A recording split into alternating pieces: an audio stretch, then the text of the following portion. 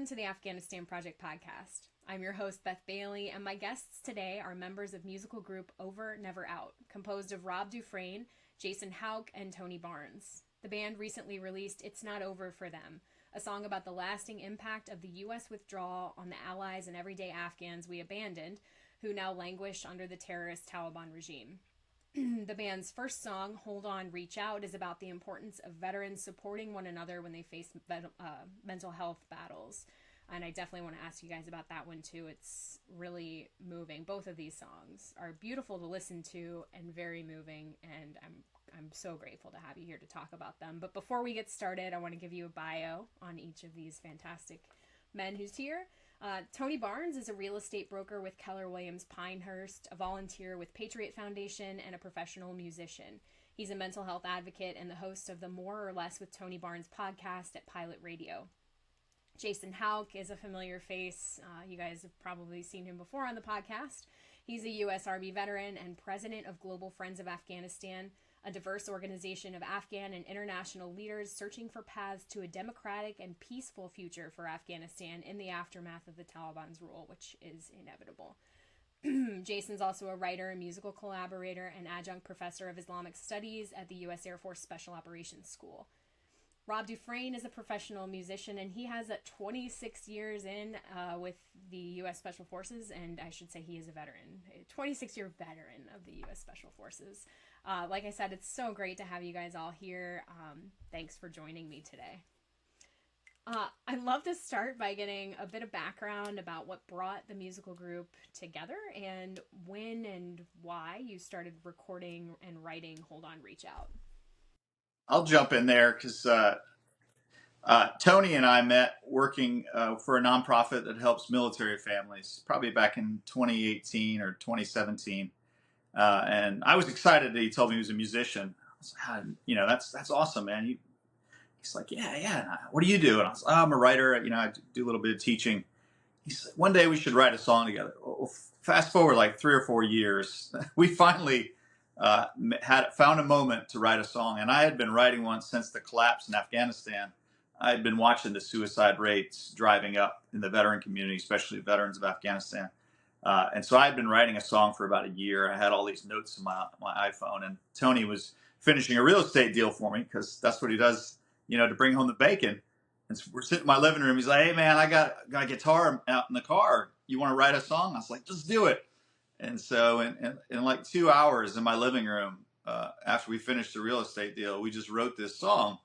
I had it about 90% done. And that was quite a stroke of luck. And he had a guitar riff and kind of a melody in his head that he had been working on. And we put them together, and it was a magic fit. So that was a really neat moment. It never really happened. Well, very rarely does it happen that way, where it's so seamless and smooth, and in a couple of hours you have a song that's pretty much almost done. And then we actually took it to Rob. I had met Rob and Bones Fork, the band that he had headlines there, playing at the Duskin and Stevens Foundation, another military foundation here in Pinehurst, the year prior, I think, and that's when I had met him, and they were so nice. And that event, they got me up to play music, and that's where I met them, and I heard that they just started a studio in Southern Pines, and so I talked to Jason. I was like, man, we need to talk to Rob Dufresne. He's a Green Beret, and they just started a studio, and so I reached out to him, and then we kind of got connected with them, and some of the producers and the people that work for him, for the studio there, helped us write kind of the bridge to the song, and Chelsea Davis sang and helped us write the chords and the bridge to the song. So it was a group effort, and they donated and volunteered a lot of time and money into this. So that was really fantastic of them. So. Well, from my perspective, it was very easy because Jason and Tony did such a great job of writing, and they really had the majority of the song put together. So it was a real pleasure working with them and meeting Jason. As Tony had mentioned, we knew each other through music from the year before, but it's just been a real pleasure meeting Jason. He's just, he's got a big heart, and he's just a prolific writer, and we felt like they nailed the song, and I was just happy to kind of be along for the ride. Tony mentioned Chelsea with the bridge of the song, and some arrangement things here and there, but it was just fantastic the way everything had come together, and it's a real honor and pleasure to be a part of it. I wanted to ask the ties that you each have. Afghanistan is mentioned in Hold On, Reach Out. And as you said, Jason, you had watched the suicide rate spiking in the aftermath of the withdrawal. But, what was the impetus for you guys to get behind this message? Did you have ties to Afghanistan? Were you just, I know, Tony, you're a mental health advocate. So any kind of support for somebody who's going through a mental health struggle, I figure, is something to get behind. But I'd love to hear about your, what passion came along with each of you to this project. Jason, I'll let you take the lead again. Afghanistan touches my heart, and I've had a lot of friends struggle over the years with mental health. I have myself, and so really with the collapse of the Republic in Afghanistan, that just drove. I was helping on the evacuation and helping trying to get refugees resettled in the country and trying to work out that integration. And we just saw this mental health crisis ballooning, and more suicides started popping up across social media. People you thought were solid as a rock, and you'd never, ever hear of that happening to them. And so I just knew we this had to be something we could take into a song and then push into a movement where we could grow it out. And that's what happened as we wrote this song and started to perform it. And Tony and Rob reached out to other musicians, and Chelsea reached out to musicians. We eventually ended up with 11 band members because it mattered. To have 11 people just go, yeah, I'll give my time. We have an orchestra of instruments because all those people, think it's important. And you mentioned John Ondrasik being on your show. When I reached out to him, who I'd met through the Afghan evacuation, he didn't even hesitate. He's absolutely, I'll throw it to me. I'll throw some vocals on it. And it was magical, this platinum selling guy with Grammy nominations, like, yeah, let me jump on this song. And he was very clear about it. This is important. We are going to see more and more struggles as Afghanistan gets worse and worse.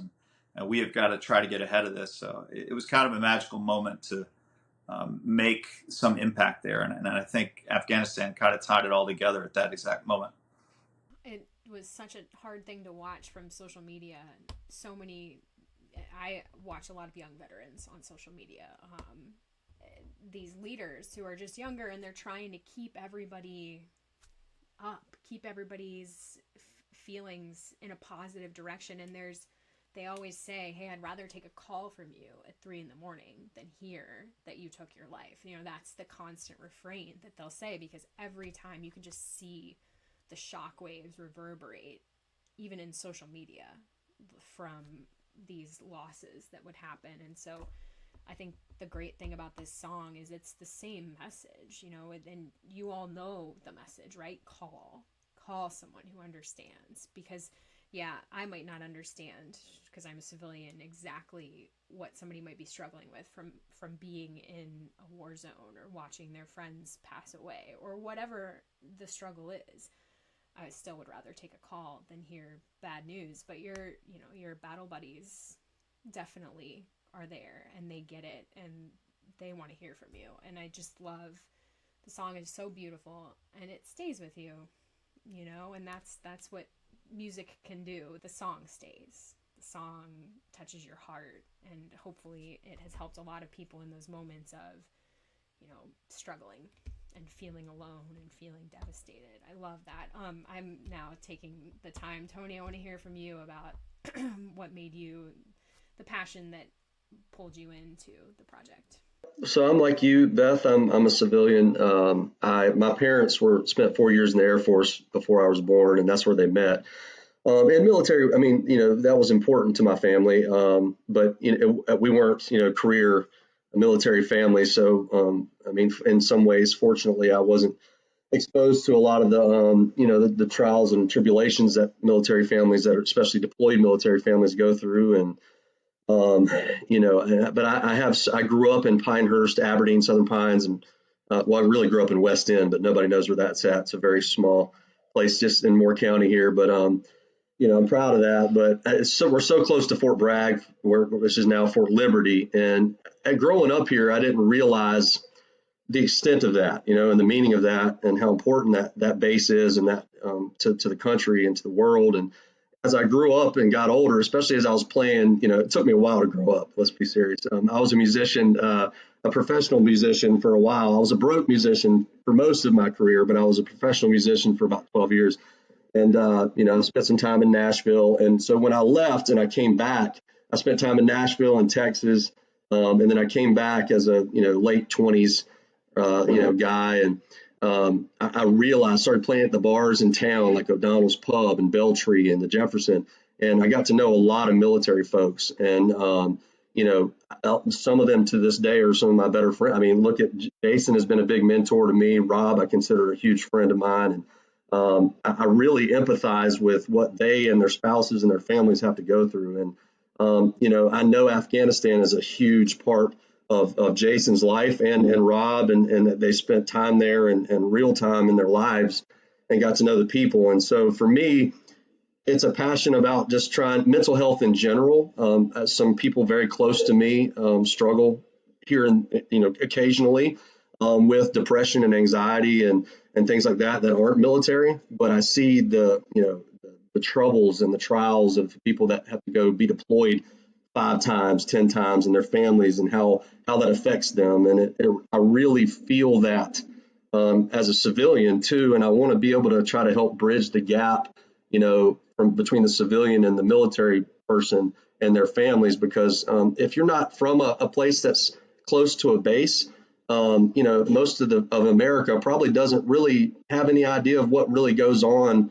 and the sacrifices they make, like firsthand, and I've seen that firsthand. I have a good buddy of mine who's now a contractor. He's not in the military, but he's a contractor, and that's even sometimes I hear more dangerous than being out there, with the unit. And I've seen, alcoholism and depression and anxiety and firsthand. And I'm very passionate about speaking out about mental health, and it's very important to me. So that's kind of how I got in it. And then with Jason just took me along, and he's a huge mentor of mine. And whenever Jason gets involved in any project, it like goes to the moon instantly. It's crazy. And I'm so blessed to be a part of it. And, and to know these fine gentlemen and people that serve our country. And I really appreciate the opportunity. I feel the same way as you with bridging that civilian military gap. For me, I grew up, my dad is an F-14 Rio who had an accident, ended up wheelchair bound, but the people who raised me were veterans and his friends who would come over and just, tell flying stories. And there was just nothing more amazing than hearing that. But there's a lot that goes along with it. And I think it's just so important to sit and listen. In fact, the first thing I ever wrote for a public audience was about how we need to do more than just ask or thank veterans for their service. We need to ask them about it. We need to engage with them and hear their stories, because otherwise, how do you thank someone? If you don't know what you have to thank them for, it's a very empty thank you. So yeah, I think it's really important. Civilians have to move to that midpoint too and be engaged with veterans issues. So I totally feel you. Rob, I'd love to hear your story, your connection to these issues. Well, I was experiencing a lot of the issues that that the song mentions, and that the song encourages people to reach out to their buddies for. It was a very strange thing for me. I never really thought that it would touch me, but it did when I retired. Being in the Army was the only job I really had since I was 17. So the entirety of my adult life was spent in the military, and that break, when I retired, not having all those teammates of mine surrounding me every day, and sort of gelling around a single mission, it snuck up on me, and it affected me in a way that um, is very negative, very quick, and I struggled with it for a while. Um, I struggled with it because I wasn't really talking to anybody, and that's really the spot that we hope to try and help people get out of. I'm not sure that you can avoid it, but maybe we can help people not reach the depths that obviously some people reach, and to the point where they're hopeless. They feel like that there's just no hope. They can't possibly get better. They can't possibly feel better about things. Put things into perspective.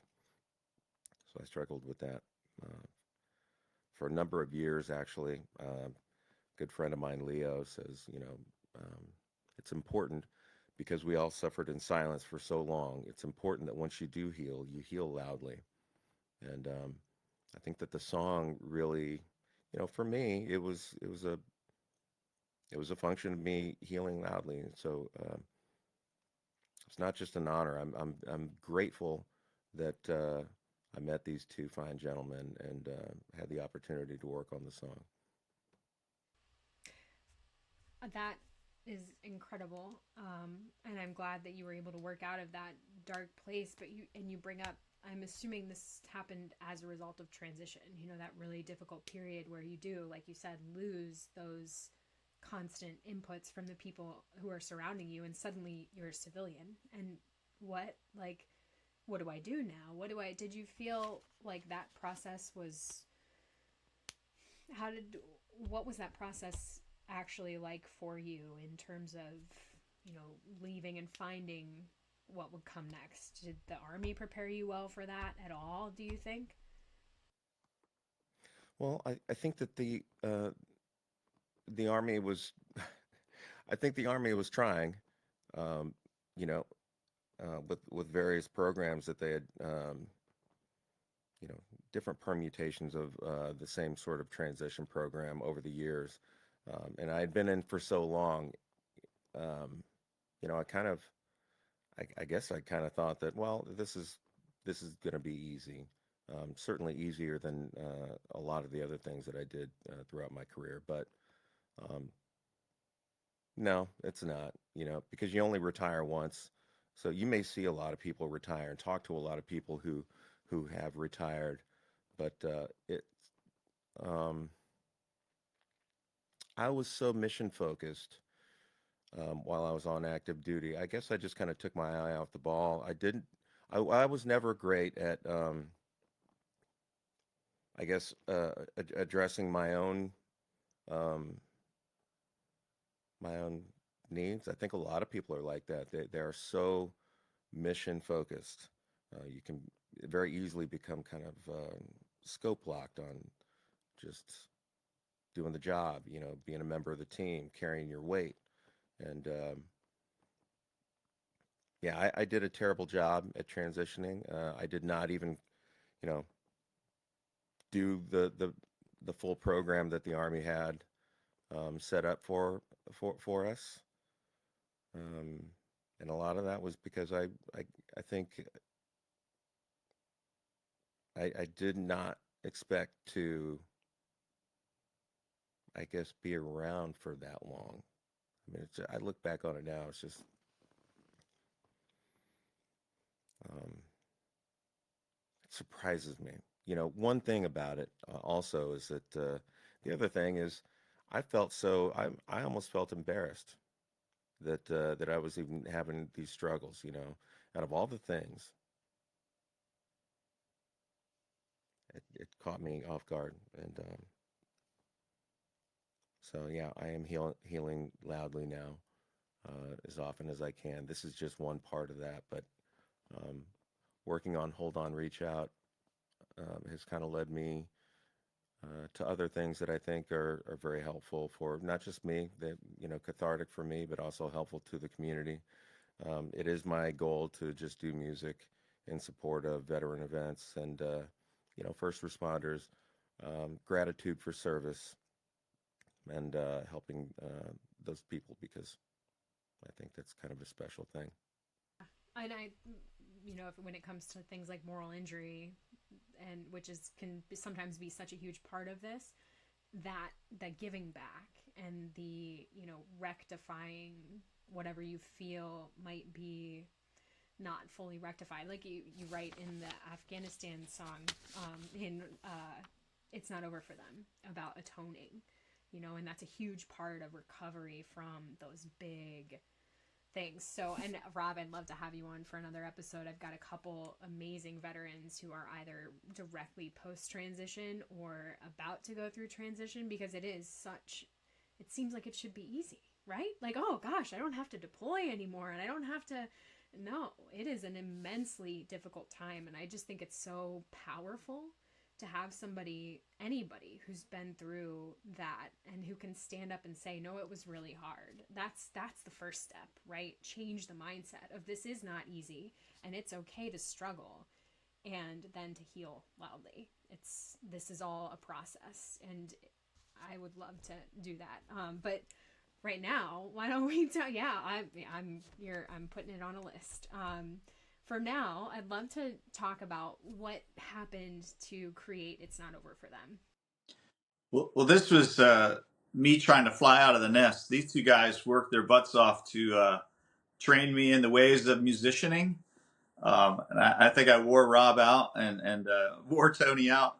But, at that same moment, kind of hit me that Rob was just talking about, where I was so focused on, for 10 years, helping other veterans and military families go get therapy and get treatment and get resources. I never did it myself. And so I saw this post from Operation Song, because we try to use Hold On, Reach Out to fund organizations in our small way. Not a lot of money in the music industry anymore, but we try to help organizations who are trying to prevent suicide and help veterans and their families with trauma. So I reached out to Operation Song personally, and I said, hey, I'd love to write a song with somebody in Nashville. So this was kind of me trying to see what I could do and see what I had learned. And so I sat down with a Nashville legendary songwriter named Doug Gill, and we had a lot of Zoom meetings, and we wrote a song. And it was kind of like the moment I wrote with Tony. It was just really fast. And I was typing in on the G drive, and he's sitting there with a guitar in Nashville playing, and we got done in an hour or so, and he was like, man, I never wrote a song like that before, but this has got there's a lot of meaning in this song. He's like, okay. So we got back together and did it again, and then he sent me a demo of it, and then he said, hey man, would you like to sing this song yourself? Because you're passionate about this. And I was like, I don't really know how to sing. I kind of sing backup. I'm a doo-wop girl. I just stand at the side, and, Rob makes me clink things together on stage, or, in my lack of rhythm, and I try to back up Tony's vocals. But he actually ended up cashing in some air miles and going out to Nashville and sitting down with Doug Gill at his house studio and recorded that with him. And that was really fun. And he got to help me figure out how all this works and talk about music and just pull me out of my world. You guys know I work on Afghanistan a lot. I was having lunch with an old friend the other day, and he was asking me how I was doing and what I was doing. And then he just stopped and he said, Jason, how many hours of the day do you not think about Afghanistan? And that hit me. I was like, I probably need to go get some of that therapy stuff myself.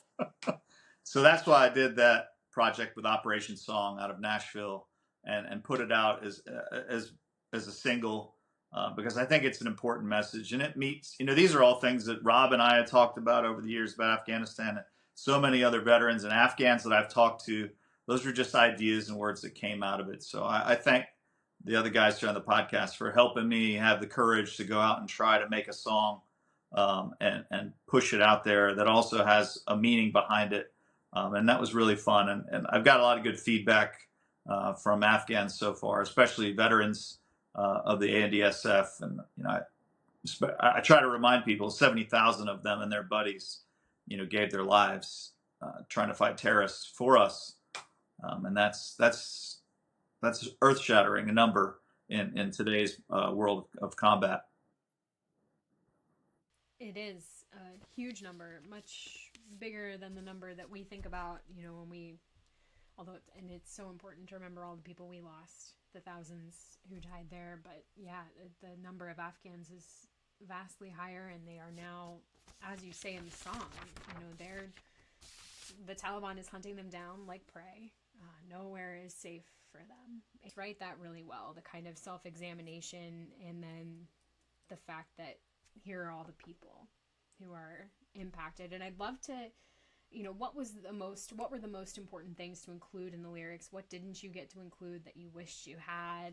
It's really hard to condense this entire post-withdrawal event chain into a song, I would imagine. So what was that like? Yeah, that's something that Tony taught me when we wrote our song.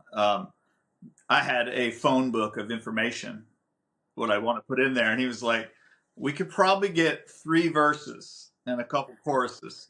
It's not it can't be a 50-minute song. You're not from Texas. You have to shorten it up to, 5 minutes or less. It's not a long ballad. And the same thing when I was working with Doug, I sent him a Word document just full of information because I talked to people before I wrote it. I knew I was going to.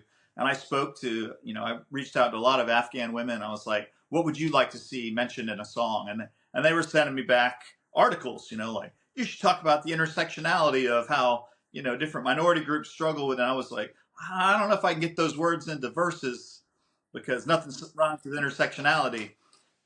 So when I sat down with Doug, it was really about what can you fit in the song? He's like, Jason, I write songs that are like, 90 words.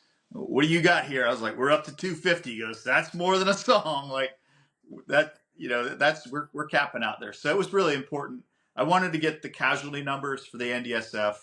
I reached out to a friend who used to work taking care of their families in Afghanistan. And that was really important to him. I wanted to make sure that we knew how brave the women were and what simple things they wanted, with the chant in there, bread, work, and freedom. Like, these are not big concepts. I'd like to be able to feed my family. I want to be able to have a productive life in a working environment, and I should have freedom like every other human. These are not big asks. These are simple things that we all take for granted in normal countries that aren't run by terrorists. But and just that fact that we've got some thinking to do. We need to atone for this. We need to understand it's not over for them. They are still in the fight, and I don't know if it was I or Doug who came up with those lines, but it's not over for them became the title pretty quickly. And, and so it can't be over for us. Like, we have a role in this. We helped set this in motion twice in the 1980s and 90s. And again, in the 2000s, we have set this up for the people of Afghanistan. So, we can't just wash our hands and say, well, they were cowardly at the end. Well, they fought the same enemy we never beat. So how do we expect one tiny nation with a young army to beat an enemy that 50 nations couldn't beat? Who was cowardly there? I just wanted to examine a lot of those things and get people to think about it a little bit more and help us think through that, especially as, the generals are going to start writing more books now. And, I'm sure the admirals will even have something to say about it, even though it's a landlocked country. I think it's important that we, the younger members of this war class that fought over there, think about what this costs the people of Afghanistan. And we know what it's costing us and our veterans. And that's kind of what our original project was about. And this was a chance to look at what's the cost for the people of Afghanistan. And it's pretty high. It's hugely high. And it's amazing to me how little we've commented on it when there are people like, there are Americans imprisoned by the Taliban right now, being fed scraps of fatty meat, having seizures, bad shape, not in good shape. And our leaders know this. They're advocating for the release. Ryan Corbett is the individual I'm referring to, but there is another American in Taliban prison that nobody that I know knows that person's identity, or is willing to speak out about it. But we still don't say anything other than inside this country. I don't see. It's it's highly frustrating, right? To feel that, okay, you devoted yourself to this and now look what has happened. And I don't know if, Rob, you would want to comment on anything, because you said that you did serve in Afghanistan, correct? So what's it like for you? Was that difficult for you at all when the withdrawal happened? Mm-hmm. Yes.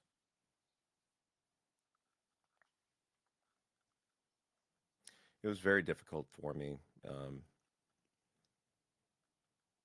Yeah, I was at the time I was working after my 26 years on active duty. I worked for another 6 as a civilian for the DoD, and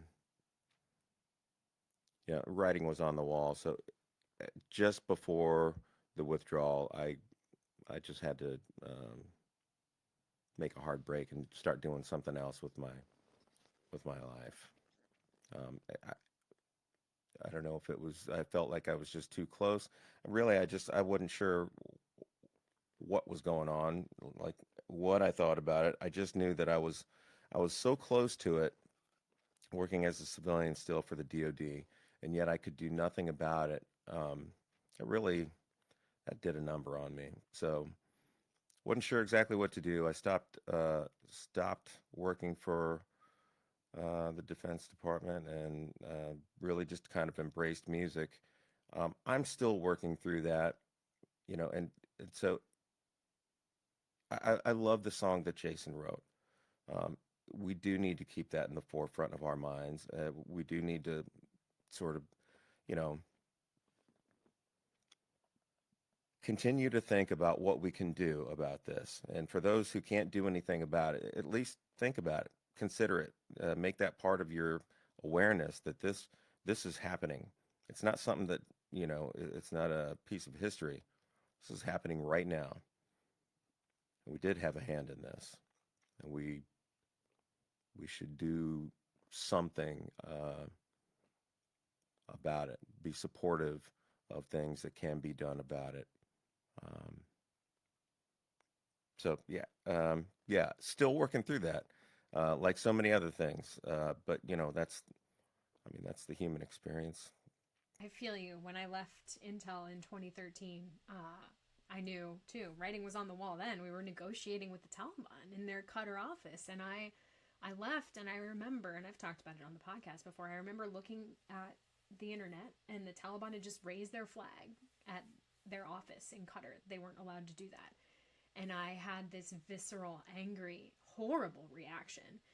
And I knew, this is not healthy for you, because there's nothing I can do about it. Here I am in my home as an unemployed stay-at-home wife. Like, I can't do jack. And, there's no connection for me to my previous life because it's in a skiff. And I'm, anyway, I just had to put away Afghanistan for a couple years. I started writing a novel about the past of Afghanistan because then I could still be involved, but not be just unhealthily angry with something I couldn't affect anymore, and that I knew I would never be able to affect in a positive way anyway, because I had tried and I had run myself into that wall. And then when the withdrawal happened, I was like, well, okay, time to start running into the wall again, I guess.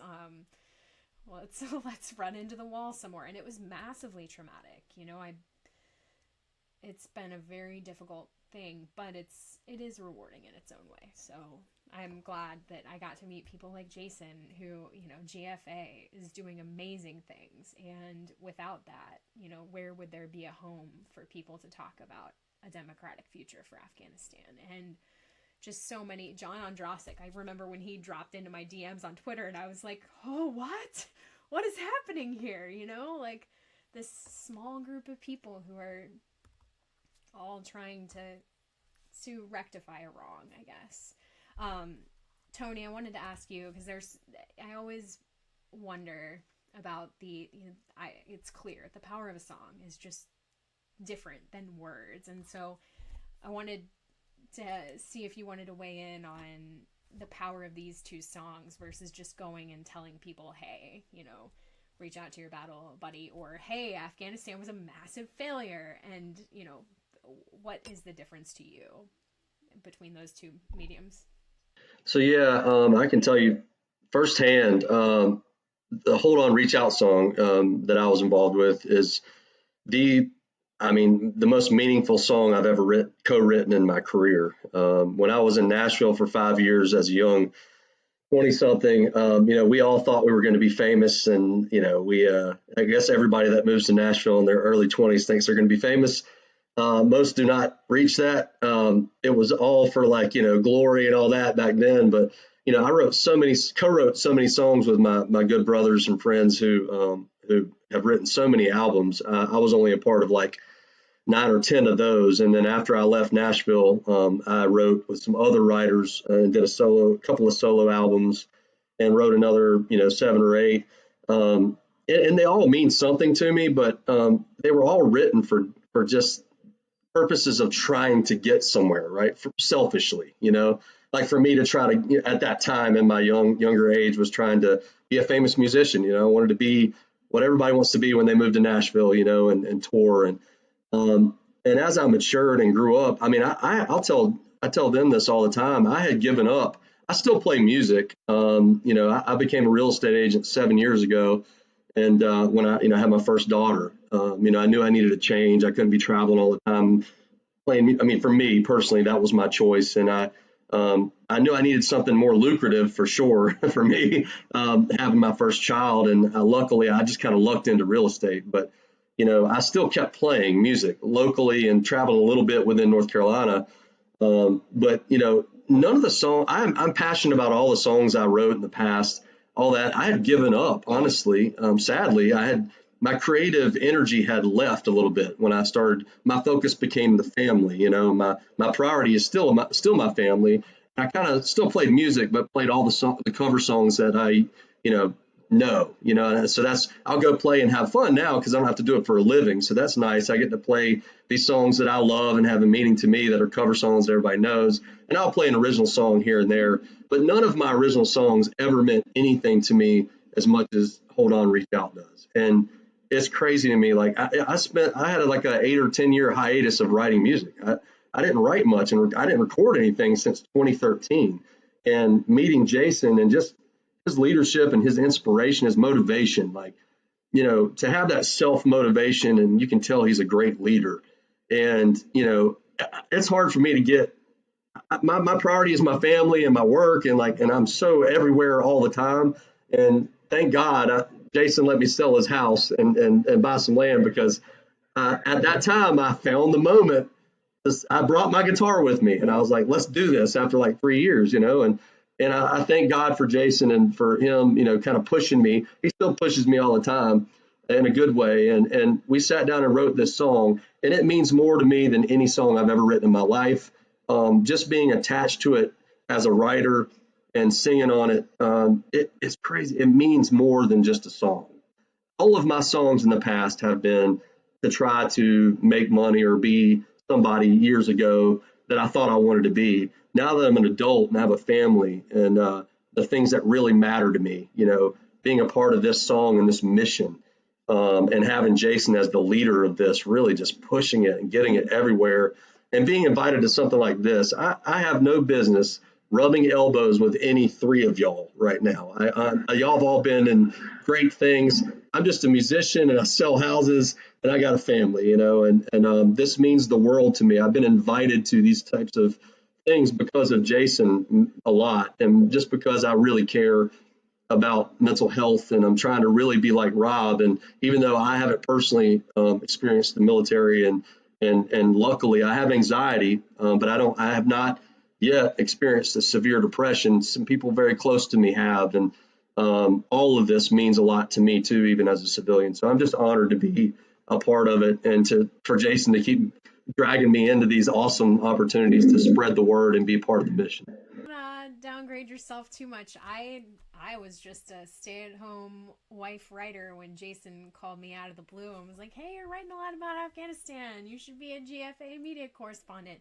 And that was when I was like, oh, maybe I should take myself a little more seriously. And then that led to a lot of very interesting things over the next 3 years that if those things hadn't happened, I don't know that I would have been able to work through my divorce that happened in the midst of the aftermath of the withdrawal. And when I needed every bit of the, veteran podcasts that I've been listening to the last 5 years to just, I'm like, what do I need this message for other than like motivation to run faster, And then it was like, oh, okay, here's a hard point in my life. Here is when I need all this motivation and when I'm about to,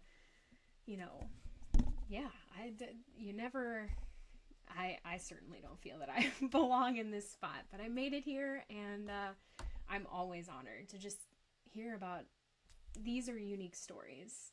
Jason, you are the center point around which so many people have congregated in the aftermath of this disaster, right? And it's just so powerful to be that centripetal force that helps people, help other people. It is a radiating sphere of goodness that you have created. And that's a really poor term, man. As a writer, I could have come up with a lot better on the spot, but you have done great things. And that's what I think is so beautiful about this. You turned what is absolutely a disaster into a beautiful song that will touch people, and that maybe then they will remember, hey, hold on.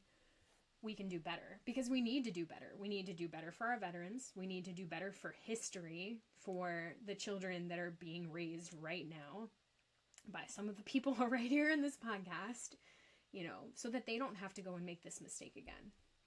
And so that the children of Afghanistan can have a future that is not, dictated by terrorists who will train them to be terrorists or to, stay inside their home and never leave again.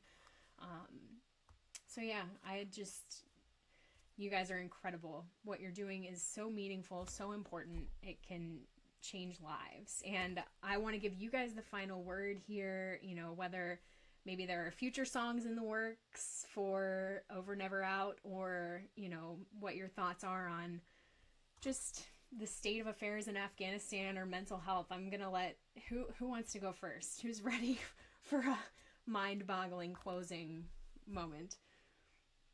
Well, I will say something real quick too. I know Jason deserves every bit of all the accolades, and I mean every bit of it. I'm passionate about it. But Rob, I've seen firsthand recently, and I won't get into the details, but we played a little bit of a show recently, and there was a lot of military folks there, and the healing out loud thing I experienced firsthand from Rob.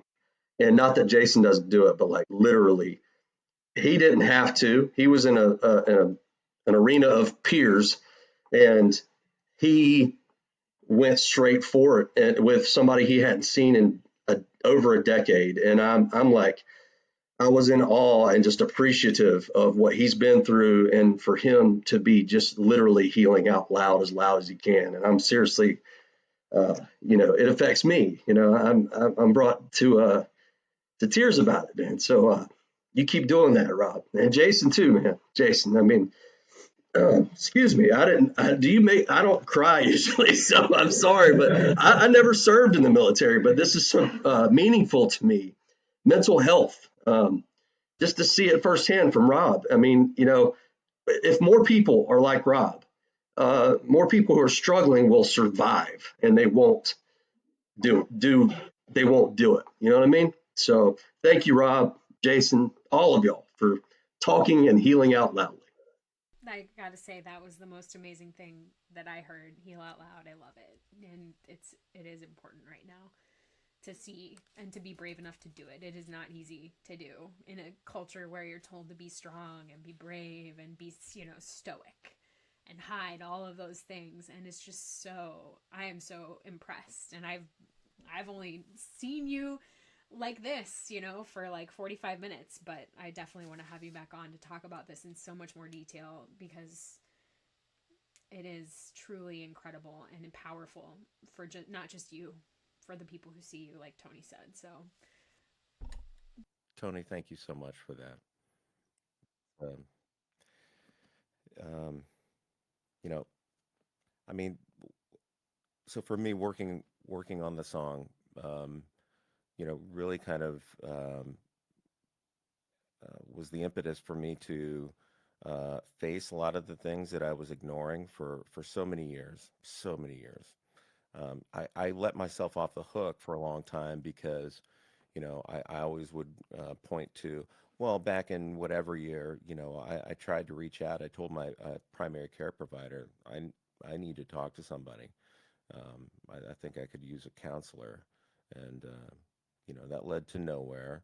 But I didn't follow up. What I did instead was like, well, okay, I tried. And, you know, true to form, like the system is not helping me. Well, I did not keep my foot on the pedal, right? So I'm just like, man, you got to start learning from all your other experiences. Like you have to be a little bit more dedicated to this new mission, and don't just let uh, any little thing get you off track. So um, yeah, a lot of different lessons learned over and over for me.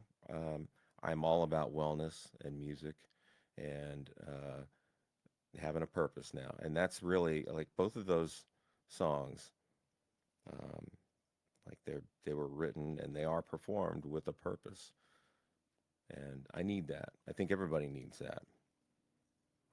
Having a purpose is good. Having something to work for, something that's righteous, is uh, is good for the soul. Just like I always say about music, music is good for the soul, and it's good for the brain. So uh, it's just perfect for me. And yeah, I stay motivated by just knowing these two gentlemen. But Tony's right. Jason has just got his hands in so many different things. It's awe inspiring, and every time I can just be, a small tangential part of his various missions that he's undertaking of his own, volition, I'm very thankful for. This is uh, this is just another one of those things in a long line of uh, cool opportunities that have popped up as a result of that. So what a wonderful thing it is to meet with you, and this little talk that we're having. These things matter. Rob and Tony are musical giants in North Carolina, and I'm with Tony. Watching Rob, he's like leads 7 bands, and he's part of 13 more. Like he's just playing music constantly because music is good for you, and I appreciate that both of them taught me that because I'm thinking about starting my learning how to play my third instrument because these guys have taught me that music is beautiful and is good for you. I never played anything in my life, but I think for Afghanistan, just my final thoughts. The people there are living in an open air prison. I meant that in my lyrics with sadistic guards. It's a terrorist organization that kills anybody they want every day. It is absolute hell for women and for girls. I think the world can help support the end gender apartheid mission that so many women in Afghanistan and Iran and in other countries now are talking about. Create that as a law, as part of human rights law, and get countries to outlaw that and sanction countries that commit gender apartheid. This is as bad as what was happening in South Africa. It is another form of apartheid based on what anatomy you're born with. That is just insane. And the people of Afghanistan that are not Taliban, they want a better future. So I think the world, especially diplomats and nations, can support them forming some kind of a governance council that talks about what their future should be, so that when the Taliban terrorists fall again, and they will, either their own hand or somebody else's, the people of Afghanistan are prepared to create the next government in a way that it works for the people. So there's a way we can help the next generation plan for tomorrow and not let it be another surprise and another exercise in pulling something out of your fourth point of contact. I think we can get there. I think you're right, Jason. Yeah, and I think that it's going to be because people refuse to be quiet and continue to help, the exiled members of the former government, because they basically are. They haven't formed yet a government in exile to my knowledge, but they are, they are waiting for that opportunity. And yeah, it's an incredible, it's going to happen. Let's just leave it at that.